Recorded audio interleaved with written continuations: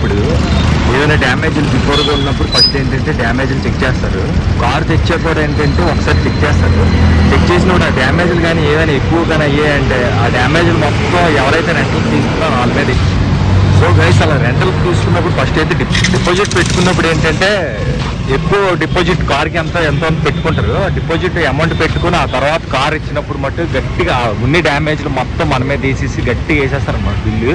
So అందుకనే వాళ్ళు feel అవుతుంది సీక్రెట్ చేస్తుంది. యాక్చువల్లీ ఎవరైతే రెంట్లో తీసుకున్నారో పాత డ్యామేజ్లు ఏ ఉన్న వాళ్ళ మీద వేసేస్తారు డ్యామేజ్లన్నీ. సో ఇలాంటివన్నీ నేను రోజు చాలాసార్లు చూశాను. ఎందుకంటే ఇన్ని డ్యామేజ్లు, పాత డ్యామేజ్లు చిన్న చిన్న స్క్రాచ్లు ఉన్నా సరే మొత్తం పాత ఇన్ని మన మీద వేసేస్తారు. డిపాజిట్ డబ్బులు మళ్ళీ ఎవరో తీసుకొని కారు ఒక దగ్గర ఎన్నిసార్లు వీడియోలు కూడా తీసుకోండి. నీట్గా కారుకి మొత్తం ఏ డ్యామేజ్లో ఉన్న చిన్న స్క్రాచ్ ఉన్న డ్యామేజ్ తీసుకోండి.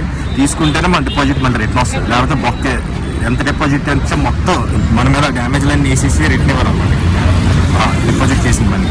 Please subscribe my channel, like చేయండి, షేర్ చేయండి, కామెంట్ చేయండి. ఫ్రెండ్స్ అందరికీ నా వీడియోస్ అన్ని షేర్ చేయండి ప్లీజ్ సార్.